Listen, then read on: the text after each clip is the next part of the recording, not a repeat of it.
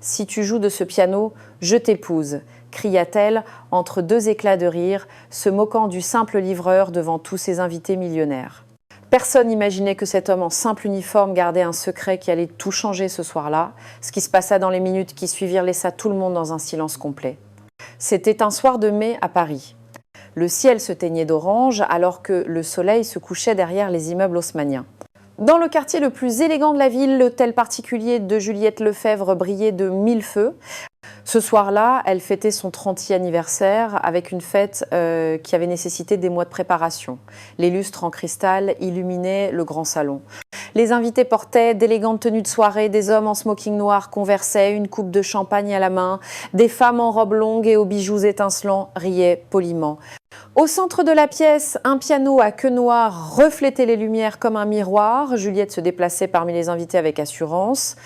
Elle portait une robe rouge bordeaux qui épousait parfaitement les lignes de son corps. Ses cheveux blonds étaient impeccablement coiffés. Chacun de ses gestes témoignait d'années d'éducation dans les meilleures écoles. Elle était la propriétaire d'événements de Prestige Paris, une entreprise qui organisait des événements pour les plus riches de France. « Juliette, cette fête est merveilleuse », dit une dame âgée couverte de perles. « Merci, Madame de Valois, seulement le meilleur pour mes invités », répondit-elle avec un sourire parfait. À ce moment, le majordome s'approcha discrètement. « Mademoiselle Lefebvre, il y a un livreur à la porte. Il dit avoir une livraison urgente pour vous. » Juliette haussa un sourcil. « Une livraison maintenant ? Faites l'entrée par la porte de service. » Il a dit qu'il devait vous la remettre en personne. Ce sont les bouteilles spéciales que vous avez commandées. Elle soupira. « Très bien, faites-le entrer, mais qu'il soit rapide. » Quelques minutes plus tard, un homme entra dans le salon. Il portait une chemise bleu ciel aux manches retroussées, un tablier sombre et des gants de travail jaunes. Il tenait une caisse dans ses mains. Ses cheveux bruns étaient un peu en désordre. Il avait environ 35 ans. Sur son visage, une expression sérieuse et fatiguée. Les invités le regardèrent avec curiosité. Certains s'écartèrent légèrement. Antoine traversa le salon en essayant d'être le plus discret possible. Ses yeux cherchaient la maîtresse de maison. « Vous devez être Madame Lefebvre » demanda-t-il respectueusement en baissant la tête. Juliette se retourna, le toisa de la tête aux pieds avec une expression d'agacement. « Oui, c'est moi. Mais que faites-vous ici ?»« Les livraisons se font par l'entrée de service. »« Excusez-moi, madame, on m'a dit de vous livrer en personne. » Ce sont les bouteilles que vous avez commandées à la société Vince Raffiné de France. Certains invités commencèrent à ricaner. Juliette remarqua les regards et y vit une occasion de divertir ses convives. « Oh, regardez tous !» dit-elle à voix haute, attirant l'attention de tout le monde. « Notre invité spécial est arrivé. » Les rires redoublèrent. Antoine sentit le sang lui monter au visage. Juliette s'approcha de lui d'un pas théâtral. « Dites-moi, cher livreur, savez-vous ce que nous avons tous en commun ici ?» Antoine resta silencieux. « Nous sommes tous des gens qui ont réussi, des entrepreneurs, des avocats, des médecins. Et vous, vous livrez des colis ?» Sa voix était douce mais cruelle. Les invités rirent plus fort. Quelqu'un murmura des commentaires. Puis Juliette eut une idée. Ses yeux brillèrent de malice. Elle se tourna vers le piano, puis de nouveau vers Antoine. « Savez-vous jouer du piano ?» demanda-t-elle avec un sourire moqueur. Antoine la regarda droit dans les yeux. « Oui !» répondit-il simplement. Toute la salle éclata de rire. Juliette applaudit, amusée. « Parfait, alors j'ai une proposition à vous faire » cria-t-elle de façon dramatique. « Si vous arrivez à jouer de ce piano, si vous arrivez à vraiment bien jouer, je vous épouse ici devant tout le monde. » Les rires devinrent assourdissants, les invités se donnaient des coups de coude, amusés. Quelqu'un sortit son téléphone pour filmer. « Juliette, tu es terrible » dit une femme en riant. « Allez, laisse ce pauvre garçon » ajouta un homme, mais lui aussi riait. Antoine posa la caisse sur une table d'appoint, retira lentement ses gants jaunes, les plia soigneusement et les mit dans sa poche. Puis il regarda Juliette avec une expression que personne ne sut déchiffrer. « J'accepte » dit-il d'une voix calme. Le sourire de Juliette s'élargit. « Merveilleux, mesdames et messieurs, assistons au spectacle. » Antoine se dirigea vers le piano. Chaque pas semblait peser une tonne. Les rires le suivaient comme un écho. Mais à l'intérieur de lui, quelque chose était sur le point de se réveiller, quelque chose qu'il avait gardé enfoui pendant des années. Il s'assit devant le piano, ses mains tremblant légèrement en se posant sur les touches noires et blanches. Il ferma les yeux un instant, puis commença à jouer. Les doigts d'Antoine se posèrent sur les touches du piano. Le salon était rempli de rires et de commentaires sarcastiques. Quelqu'un cria « Allez Mozart !» et tout le monde rit encore plus fort. Juliette se tenait à côté du piano, les bras croisés, un sourire de supériorité sur le visage. Nous n'avons pas toute la soirée, mon cher, montrez-nous ce que vous savez faire. Antoine respira profondément, ses épaules se détendirent, ses mains qui tremblaient auparavant étaient maintenant fermes, complètement immobiles, comme si le piano était la chose la plus naturelle au monde pour lui. Il ferma les yeux un instant. En cette fraction de seconde, tout le bruit de la salle disparut. Il n'y avait plus les rires, il n'y avait plus l'humiliation, il n'y avait que lui et la musique. La première note résonna dans le salon. Elle était douce, délicate, comme une goutte d'eau tombant dans un lac silencieux. Puis vint la deuxième note et la troisième. Les rires commencèrent à diminuer. Quelqu'un cessa de parler. Les invités se regardèrent, confus. Antoine commença à jouer une mélodie que tous reconnurent, Clair de lune de Debussy, mais la façon dont il la jouait était différente. Il y avait quelque chose dans ses mains, quelque chose qui parlait d'années d'études, de dévouement, d'un amour profond pour la musique. Les notes coulaient comme de l'eau, rapides quand il le fallait, lentes et mélancoliques quand la mélodie l'exigeait. Ses doigts dansaient sur les touches avec une précision millimétrique. Il n'y avait aucune hésitation, aucune incertitude. Un monsieur âgé à la moustache grise s'approcha lentement du piano. Ses yeux étaient grands ouverts. « Mais c'est impossible !» murmura-t-il. Une jeune femme sortit son téléphone et commença à filmer, mais pas pour se moquer, elle filmait parce qu'elle assistait à quelque chose d'extraordinaire. Juliette avait cessé de sourire, ses bras étaient tombés le long de son corps. Elle fixait Antoine avec une expression qui mêlait choc et incrédulité. Sa bouche s'entr'ouvrit légèrement, mais aucun mot n'en sortit. Le salon était complètement silencieux. Seule la musique existait désormais. Les notes montaient vers les hauts plafonds, rebondissaient sur les lustres en cristal, caressaient les murs décorés. C'était comme si l'hôtel particulier lui-même écoutait. Antoine passa du moment délicat à un moment plus intense. Ses mains bougeaient plus vite. La musique devint plus forte, plus dramatique. Sa tête suivait le rythme, les yeux toujours fermés. Il était complètement immergé dans sa performance. Une dame en robe verte porta la main à sa poitrine. Ses yeux s'emplirent de larmes. « C'est magnifique !» murmura-t-elle à la femme à côté d'elle. « Qui est cet homme ?» demanda quelqu'un d'autre. Un jeune homme en smoking s'approcha du monsieur âgé à la moustache. « Professeur, savez-vous qui il est ?» Le professeur continuait de fixer Antoine. Cette technique, cette sensibilité, je n'ai vu que quelques pianistes jouer ainsi très peu. La musique ralentit de nouveau. Antoine approchait de la fin du morceau. Les notes devinrent encore plus douces, comme un murmure, comme une caresse. Les invités retenaient leur souffle. Personne ne voulait que ce moment se termine. Et puis, la dernière note, douce, parfaite. Elle résonna dans le silence pendant quelques secondes avant de s'évanouir complètement. Antoine ouvrit les yeux, ses mains restèrent un instant immobiles sur les touches, puis il les souleva lentement et les posa sur ses genoux. Pendant 3 longues secondes, personne ne bougea, personne ne parla, le silence était total, puis, comme une vague, les applaudissements commencèrent. D'abord une personne, puis 2, puis 10, puis tout le monde. Le salon entier explosa en un tonnerre d'applaudissements. Les invités applaudissaient avec force, certains criaient « bravo ». D'autres secouaient simplement la tête, incrédules. Le monsieur âgé à la moustache fut le premier à parler à voix haute. « Extraordinaire, absolument extraordinaire ». En 40 ans d'enseignement au Conservatoire de Paris, je n'ai jamais vu une telle performance dans un salon privé. C'est un professionnel, dit quelqu'un. « Où avez-vous appris à jouer comme ça ?» cria un autre. Antoine se leva du banc du piano, se tourna vers la salle. Son visage ne montrait ni orgueil ni triomphe, il y avait qu'une calme dignité, une force tranquille. Ses yeux rencontrèrent ceux de Juliette. Elle était paralysée. Son visage, auparavant si sûr et moqueur, était maintenant blanc comme un linge. Ses mains tremblaient légèrement. Elle essaya de dire quelque chose, mais les mots ne sortaient pas. Antoine fit une petite révérence à la salle. « Merci », dit-il simplement. Les applaudissements continuèrent.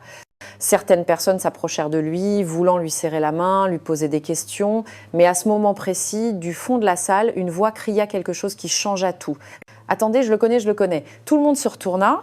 Un homme d'une 50aine d'années, aux cheveux gris et aux lunettes élégantes, se frayait un chemin dans la foule, son téléphone à la main. « Ce n'est pas possible, ce n'est pas possible », répétait-il en regardant l'écran, puis Antoine Juliette retrouva enfin sa voix. « Quoi ? Que dites-vous, Bertrand ?» L'homme appelé Bertrand s'approcha, fixant toujours son téléphone. Il regarda Antoine comme s'il voyait un fantôme. « Ce n'est pas un simple livreur, dit-il à voix haute, pour que tout le monde puisse entendre. C'est Antoine Dubois. » Antoine Dubois, répéta quelqu'un dans la salle. Le nom passa de bouche en bouche comme un murmure qui grandissait. Les invités se regardaient, confus, certains secouaient la tête, ne comprenant pas, d'autres écarquillaient les yeux en signe de reconnaissance. Bertrand continuait de fixer son téléphone, puis Antoine, puis de nouveau le téléphone. « Je n'arrive pas à y croire, c'est vraiment toi ». Antoine resta silencieux. Son visage ne montrait aucune émotion. Il regardait l'homme calmement, attendant.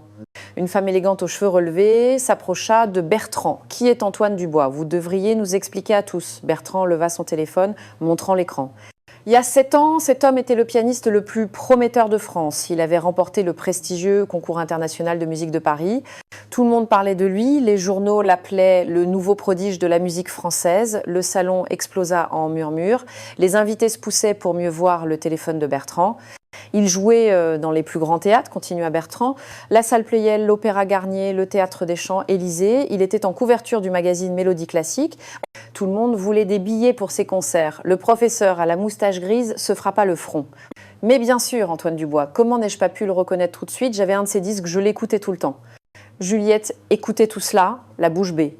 Son visage passait du blanc au rouge. Ses mains se serraient nerveusement sur sa robe bordeaux. Une jeune femme regarda Antoine avec les yeux brillants. « Mais que s'est-il passé? Pourquoi avez-vous arrêté ?» Antoine respira profondément. Pour la première fois ce soir-là, ses défenses semblèrent s'abaisser un peu. « La vie a fait des choix pour moi, » dit-il simplement.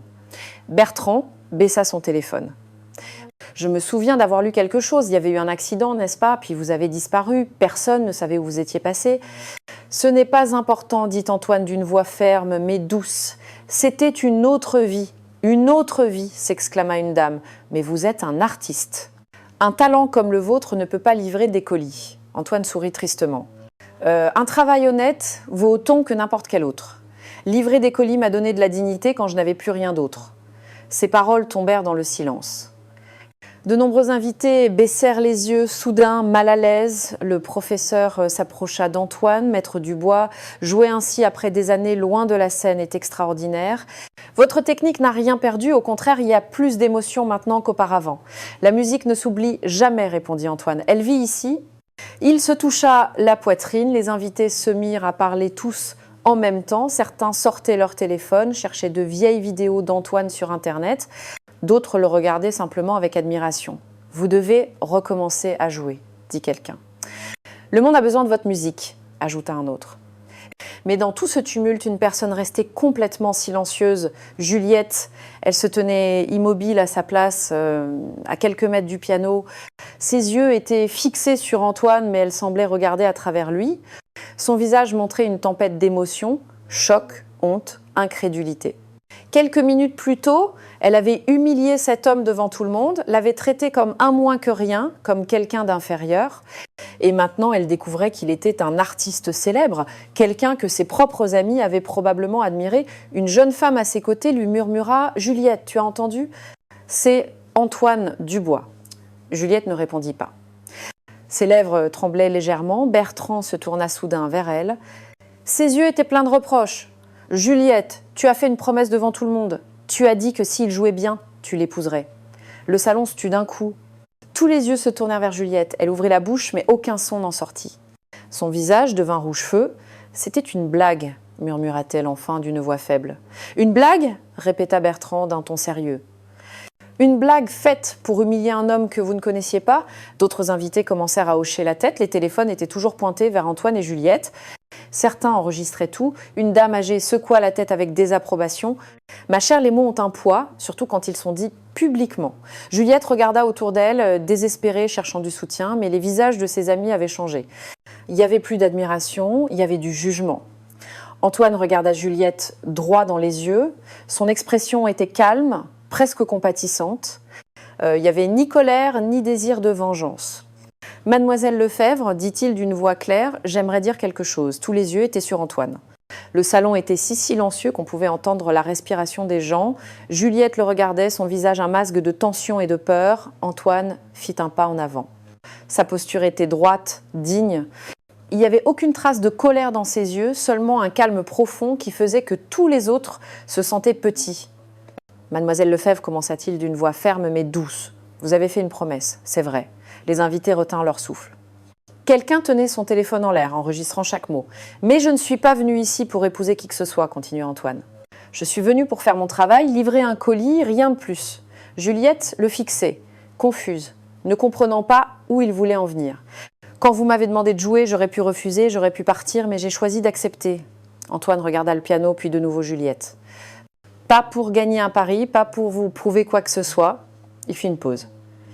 Les invités étaient complètement captivés par ses paroles. « J'ai joué parce que la musique est la seule chose qui me restait quand j'ai tout perdu. C'est mon âme, et personne ne peut me l'enlever.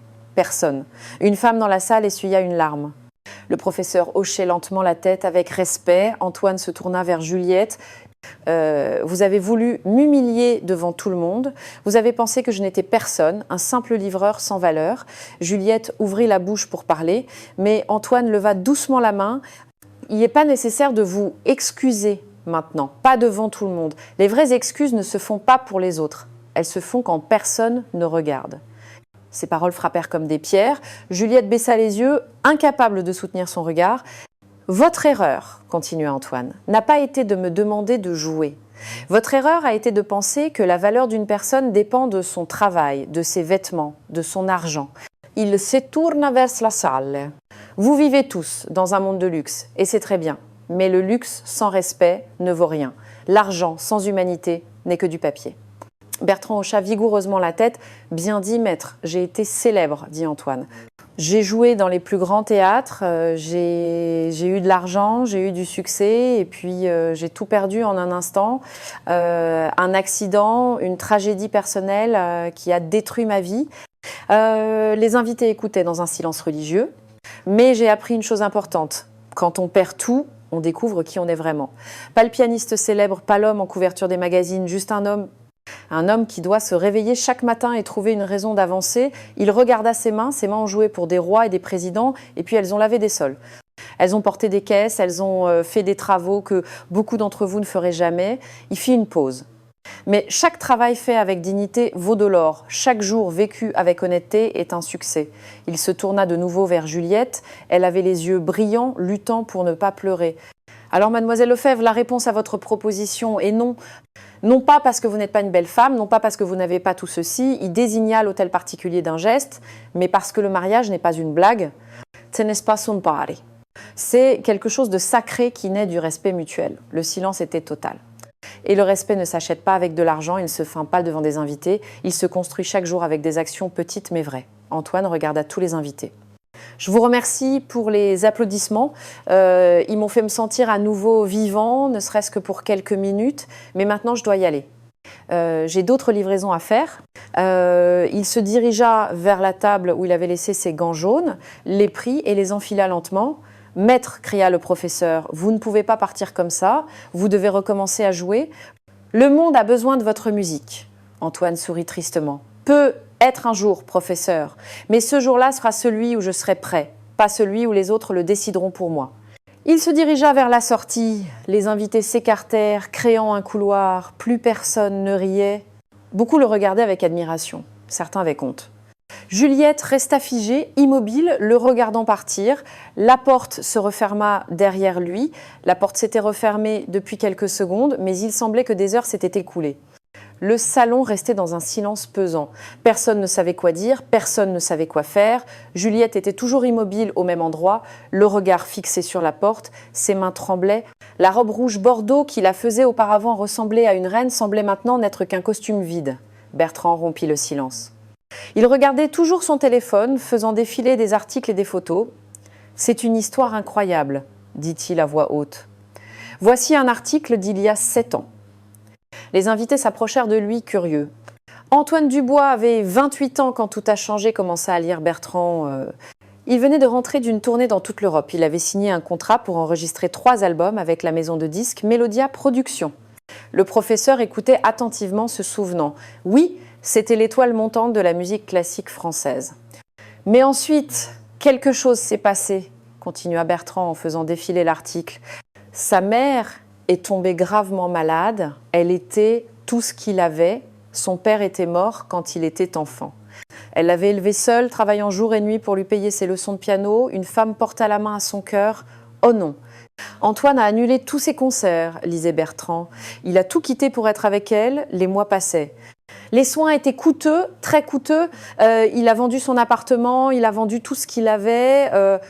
Le silence dans la salle était maintenant différent, c'était plus de la curiosité, c'était de la compassion.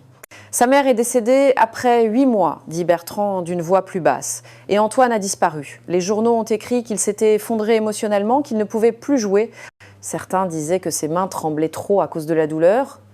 Juliette écoutait chaque mot. Une larme coula sur sa joue, ruinant son maquillage parfait. Une dame âgée secoua la tête. Ce pauvre garçon a sacrifié sa carrière pour sa mère. Et quand tout a été fini, ajouta le professeur, il n'avait plus rien, plus de contrats, plus d'argent, le monde de la musique est cruel, si vous disparaissez, on vous oublie vite. Bertrand ferma son téléphone, et le voilà. 7 ans plus tard. Il livre des colis pour vivre, mais il peut encore jouer comme un maître. Un jeune homme en smoking se tourna vers Juliette. Et vous l'avez traité comme un déchet. Les mots la frappèrent comme une gifle. Juliette se couvrit le visage de ses mains. « Marc, ne sois pas si dur, dit une femme. « Dur ?» répondit Marc. Elle l'a humilié devant tout le monde.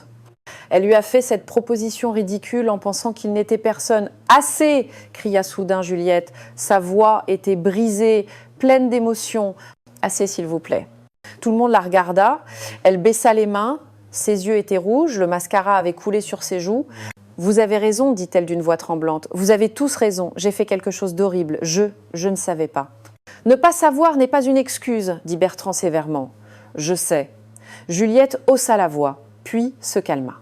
Je sais, même s'il n'avait pas été Antoine Dubois, même s'il n'avait été qu'un simple livreur, ce que j'ai fait était cruel, injuste, impardonnable. Elle regarda autour d'elle. Ses amis, les personnes qui l'avaient toujours admirée, la regardaient maintenant avec déception. J'ai passé toute ma vie à m'entourer de luxe, dit-elle doucement, de belles choses, de personnes importantes, et j'ai oublié la chose la plus importante. Quoi ? Demanda quelqu'un.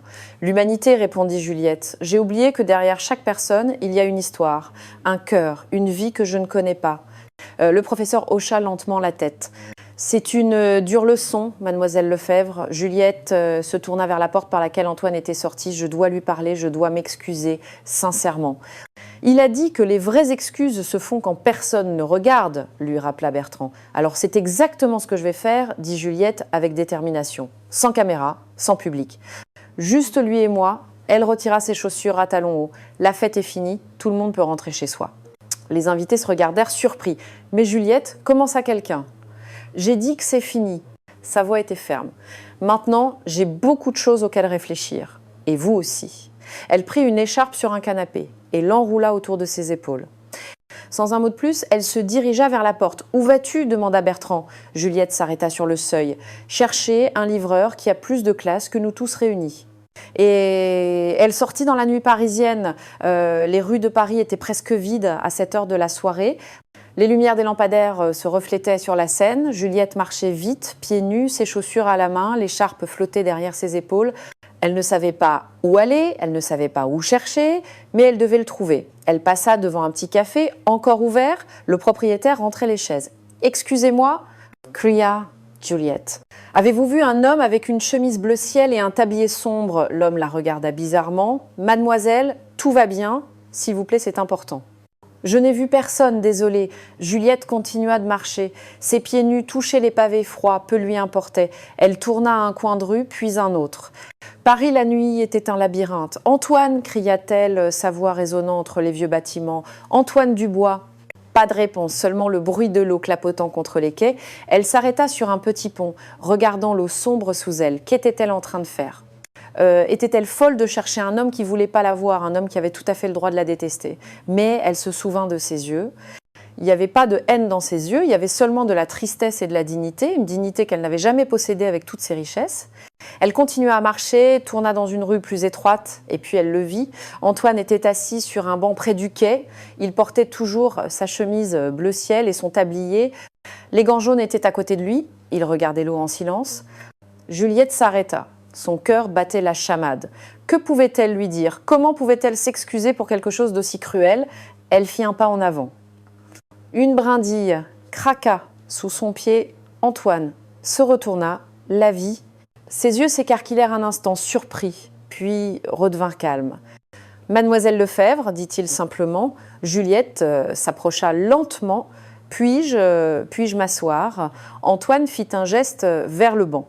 C'est un banc public, il ne m'appartient pas.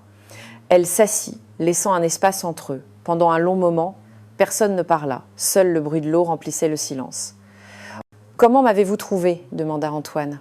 « Je ne sais pas » admit Juliette. J'ai juste marché, j'ai demandé, et puis vous étiez là. Antoine hocha lentement la tête. C'est mon banc préféré. Je viens ici quand j'ai besoin de réfléchir. C'est beau, dit Juliette en regardant le fleuve. Ça l'est. Autre silence, Juliette tordait ses mains sur ses genoux, les mots ne voulaient pas sortir. « Vous n'avez pas à vous excuser, dit soudain Antoine. Pas devant quelqu'un, vous vous souvenez? Mais je veux le faire, dit Juliette, sa voix tremblait. Ce que j'ai fait ce soir, il n'y a pas d'excuse. Peu importe qui vous êtes, peu importe ce que vous faites, vous ne méritiez pas d'être traité ainsi. » Antoine la regarda. Il y avait quelque chose de différent dans ses yeux. Moins de distance maintenant, moins de protection. J'ai passé toute ma vie à penser que j'étais spéciale, continua Juliette. Les larmes commencèrent à couler. À penser que mon argent, mon hôtel particulier, mes amis importants me rendaient meilleure que les autres. Et maintenant, demanda gentiment Antoine. Maintenant, j'ai honte, murmura-t-elle. J'ai honte de ce que je suis devenue. Ce soir, je me suis vue à travers vos yeux et ce que j'ai vu m'a fait mal. Antoine ne dit rien, il attendait. Vous avez tout perdu, dit Juliette. Votre mère, votre carrière, votre vie. Et vous avez quand même réussi à rester digne, à rester gentil. Moi, j'ai tout et je suis vide. Elle prit une profonde inspiration. Je suis désolée, Antoine. Je suis vraiment désolée. Pas pour ce que les autres ont vu, mais parce que j'ai blessé un être humain qui ne méritait rien de tout ça. Les larmes coulaient librement maintenant, son maquillage parfait était complètement ruiné, mais elle ne s'en souciait plus. Antoine se tourna complètement vers elle. « Savez-vous ce que j'ai appris quand j'ai tout perdu ?» Juliette le regarda à travers ses larmes. « J'ai appris que la vie ne s'arrête pas quand on tombe, dit Antoine. Elle ne s'arrête que quand on cesse de se relever. » Il regarda le ciel étoilé au-dessus d'eux. « Ce soir, vous avez fait la chose la plus difficile, vous avez admis vos erreurs. Peu de gens dans votre position le feraient. » « Vous me pardonnez ?» demanda Juliette d'une petite voix. Antoine sourit. Un vrai sourire, chaleureux. Je vous ai déjà pardonné quand j'ai quitté votre hôtel particulier. Juliette essuya ses larmes du dos de sa main. Le pardon d'Antoine lui avait enlevé un poids énorme du cœur, mais il y avait quelque chose qu'elle devait encore dire. Antoine commença-t-il avec hésitation. « Puis-je vous demander quelque chose ? Bien sûr. Pourquoi avez-vous arrêté de jouer, je veux dire, après ce qui s'est passé avec votre mère ? Vous avez toujours ce talent incroyable, pourquoi n'êtes-vous pas revenu ?» Antoine regarda ses mains, les mêmes mains qui, quelques heures plus tôt, avaient fait chanter le piano. « Au début, je ne pouvais pas, dit-il doucement. La douleur était trop grande. Chaque fois que je voyais un piano, je voyais ma mère assise au premier rang de mes concerts. C'était son rêve, vous savez, me voir jouer. » Juliette écoutait en silence. Puis, quand j'ai enfin retrouvé la force de jouer, je me suis rendu compte d'une chose. Le monde de la musique avait continué sans moi. J'avais perdu mes contacts, mes opportunités. Personne ne se souvenait plus d'Antoine Dubois. Mais ce soir, tout le monde vous a reconnu. Antoine sourit tristement. Ce soir, c'était la première fois en 7 ans que je jouais devant quelqu'un. Et c'était libérateur. Il se tourna vers elle. Merci, d'une manière étrange. Si vous ne m'aviez pas défié, je n'aurais peut-être jamais trouvé le courage de toucher à nouveau ces touches. Juliette secoua la tête. Ne me remerciez pas pour ma cruauté. Je ne vous remercie pas pour ça, je vous remercie de m'avoir rappelé qui je suis. Une idée soudaine traversa l'esprit de Juliette. Ses yeux s'illuminèrent. Antoine, écoutez. J'ai de nombreux contacts dans le monde de la culture et de l'art. Je peux vous aider, je peux organiser des concerts, vous présenter à des personnes importantes, je peux. Non, l'interrompit gentiment mais fermement Antoine. Juliette s'arrêta, confuse. Mais pourquoi pas, je veux vous aider, je veux faire quelque chose de bien après ce que j'ai fait. Antoine se leva du banc, regarda le fleuve, les mains dans les poches. Juliette, je comprends que vous voulez vous racheter, j'apprécie vraiment votre pensée. Il se tourna vers elle. Mais si je revenais à la musique grâce à vos contacts, ce serait un cadeau, une charité. Et je ne veux pas de ça. Ce ne serait pas de la charité, protesta Juliette en se levant aussi. Ce serait juste ouvrir des portes. Le talent est le vôtre. Je sais, dit Antoine calmement, mais ce doit être pour la bonne raison. Quand je recommencerai à jouer, si je recommence, Ce devra être parce que je suis prêt, parce que je le veux vraiment, pas parce que quelqu'un se sent coupable et veut m'aider. » Ces paroles étaient dures, mais pas méchantes, juste honnêtes. Juliette sentit ses yeux se remplir à nouveau de larmes. Alors comment puis-je me racheter? Comment puis-je vous montrer que j'ai vraiment changé? Antoine s'approcha d'elle, posa doucement une main sur son épaule. « Commencez par vous-même, dit-il doucement. Vous n'avez pas besoin de me sauver pour être une meilleure personne. Vous devez juste choisir chaque jour de traiter les gens avec gentillesse, tout le monde, pas seulement ceux qui peuvent vous apporter quelque chose en retour. » Juliette hocha la tête, les larmes coulant en silence. « Et puis, continua Antoine avec un petit sourire, si un jour vous voyez le nom d'Antoine Dubois sur une affiche de concert, vous pourrez venir et vous saurez que j'ai réussi par moi-même. Je serai au premier rang, promit Juliette. J'en suis sûre. Antoine regarda une vieille montre à son poignet. Il est tard, vous devriez rentrer chez vous, il fait froid. Et vous, je vais encore marcher un peu. J'ai beaucoup de choses auxquelles penser. Juliette hésita. Elle voulait dire autre chose, mais ne savait pas quoi. Finalement, elle dit simplement « Merci. Pourquoi ?» Pour m'avoir appris plus en une soirée que n'importe qui d'autre en 30 ans. Antoine hocha la tête. « Prenez soin de vous, Juliette. » Elle commença à s'éloigner, puis s'arrêta. « Antoine, oui, la musique que vous avez jouée ce soir, c'était la plus belle que j'ai jamais entendue. » Antoine sourit. « C'était pour ma mère ?» Ouais. Juliette sentit son cœur se serrer, elle fit une petite révérence respectueuse et s'éloigna dans la nuit. Antoine resta sur le banc, regardant les étoiles se refléter dans l'eau de la Seine. En lui, quelque chose avait changé, une graine avait été plantée, une graine qui peut être un jour deviendrait quelque chose de magnifique. Les jours passèrent, puis les semaines. La vie à Paris continuait comme toujours, mais pour deux personnes, plus rien n'était pareil. Juliette se réveillait chaque matin avec un poids différent sur le cœur, non plus le poids de la honte, mais quelque chose de nouveau, un désir de vraiment changer. La première chose qu'elle fit fut de fermer Événements de Prestige Paris pendant une semaine. Ses employés furent surpris. « J'ai besoin de temps pour réfléchir », expliqua-t-elle simplement. Au lieu de passer ses journées à organiser des fêtes pour les riches, Juliette commença à marcher dans la ville.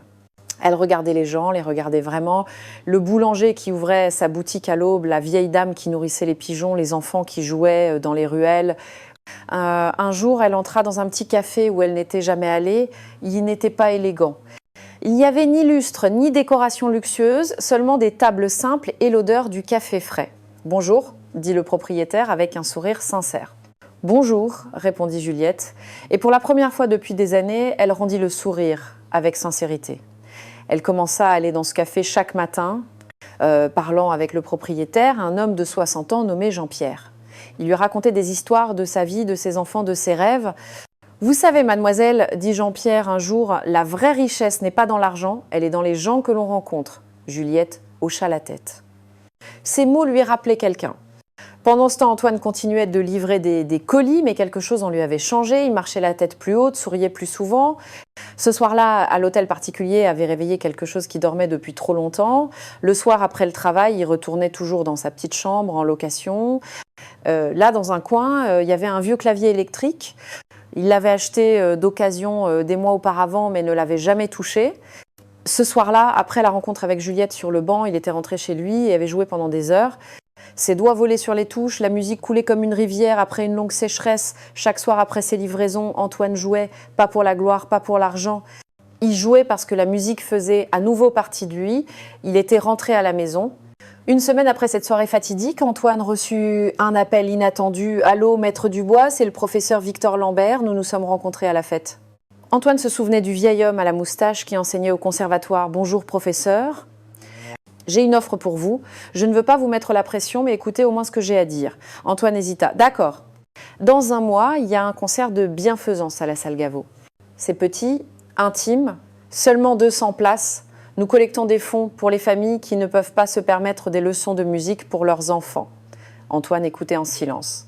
« Nous avions un pianiste, mais il est tombé malade. J'ai pensé à vous. Il n'y a pas de caméra, pas de presse, seulement des gens qui aiment la musique. Professeur, je ne suis pas sûre. » « Ne me répondez pas maintenant, l'interrompit gentiment le professeur. Réfléchissez-y. Si la réponse est non, je comprendrai. Mais si la réponse est oui, ce serait un honneur de vous avoir sur notre scène. » Cette nuit-là, Antoine ne put dormir. Il fixait le plafond, pensant un concert, un vrai concert. Après 7 ans, il avait peur, mais il y avait aussi autre chose de l'excitation, du désir, l'envie de ressentir à nouveau cette connexion avec le public. 3 jours plus tard, il appela le professeur. Ma réponse est oui. De l'autre côté du fil, il entendit le sourire du professeur. Je savais que vous diriez oui. Bienvenue à la maison maître.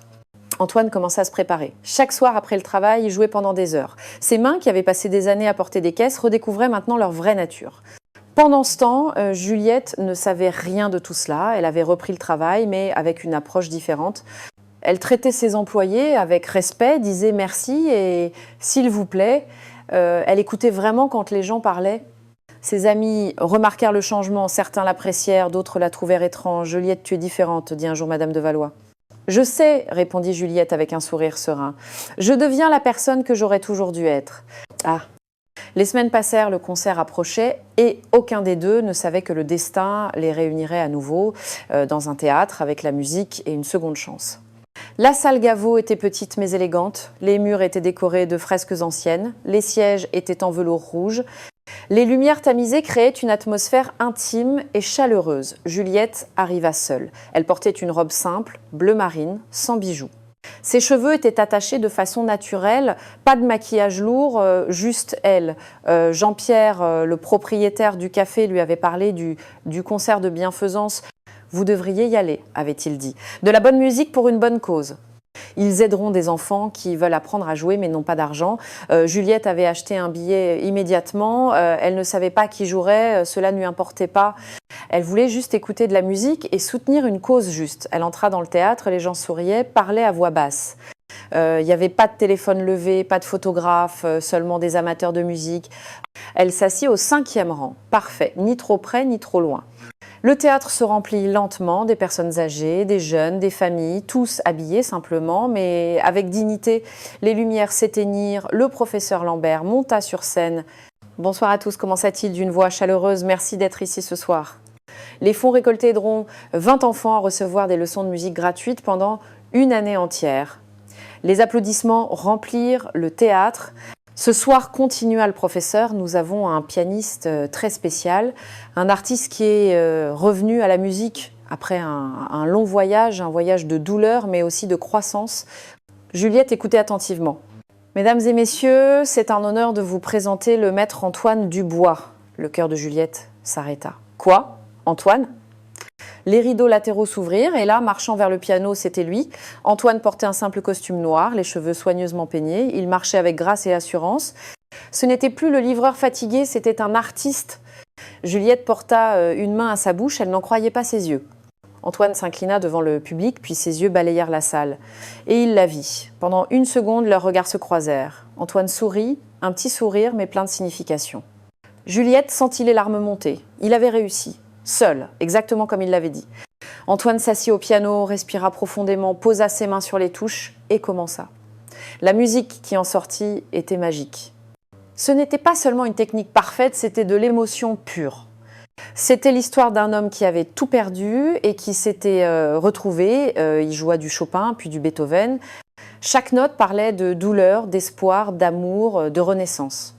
Juliette pleurait silencieusement, non pas de tristesse, mais de joie, de fierté, de voir qu'un homme bon avait trouvé son chemin. Autour d'elle, les gens étaient hypnotisés. Certains avaient les larmes aux yeux, d'autres tenaient leurs mains sur leur cœur. Le professeur Lambert, assis au premier rang, souriait comme un père fier. Antoine joua pendant 40 minutes, chaque pièce plus belle que la précédente. Sa connexion avec le piano était totale, il était né pour ça. La dernière pièce fut la plus touchante, une composition lente, mélancolique, mais pleine d'espoir. Les notes montaient et descendaient comme les vagues de l'océan. Quand la dernière note s'évanouit dans le silence, personne ne bougea pendant 3 longues secondes. Puis le théâtre explosa. Les applaudissements étaient assourdissants, les gens se levèrent. « Bravo, bravo !» Antoine se leva, s'inclina, ses yeux brillaient d'une émotion contenue. Il regarda de nouveau Juliette, elle applaudissait fort, les larmes coulant librement. Il lui fit un petit signe de tête, elle sourit à travers ses larmes.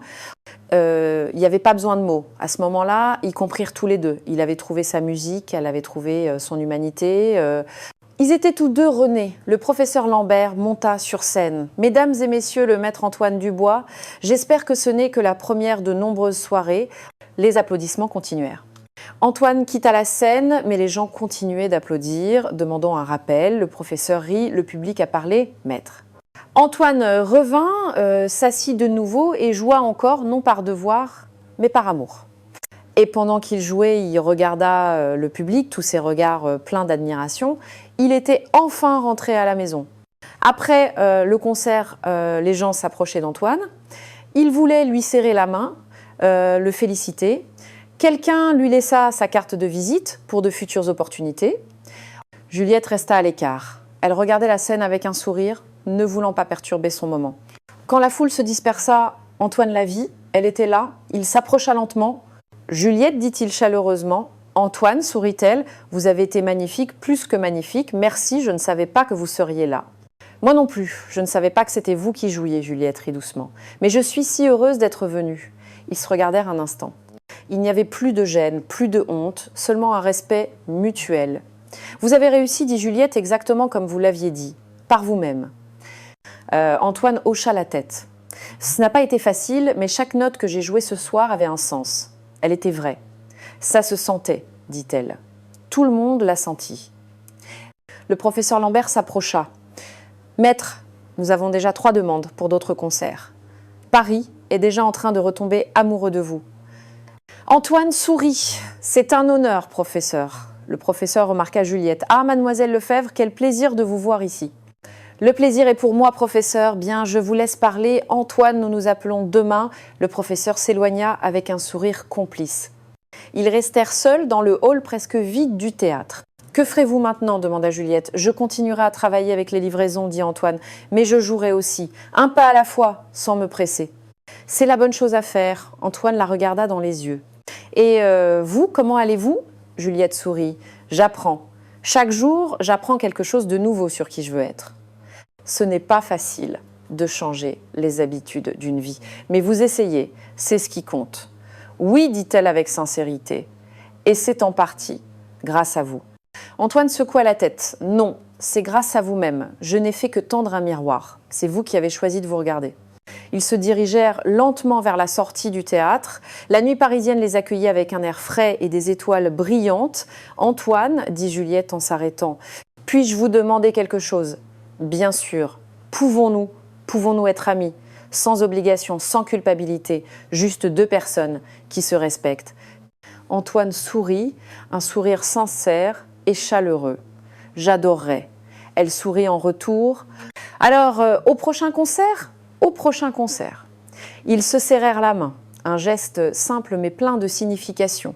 2 personnes qui étaient parties d'endroits si différents, qui s'étaient rencontrées de la manière la plus douloureuse et qui construisaient maintenant quelque chose de nouveau. Le respect, l'amitié, l'humanité. Juliette s'éloigna dans la rue, Antoine la regarda partir, puis se tourna vers le fleuve. La lune se reflétait sur l'eau, il respira profondément. La vie lui avait tout pris, mais elle lui avait aussi tout appris. Et maintenant, avec la musique de nouveau dans son cœur et une nouvelle amie dans sa vie, l'avenir semblait radieux. Il ne savait pas où la route le mènerait, mais pour la première fois en 7 ans, il n'avait pas peur de le découvrir.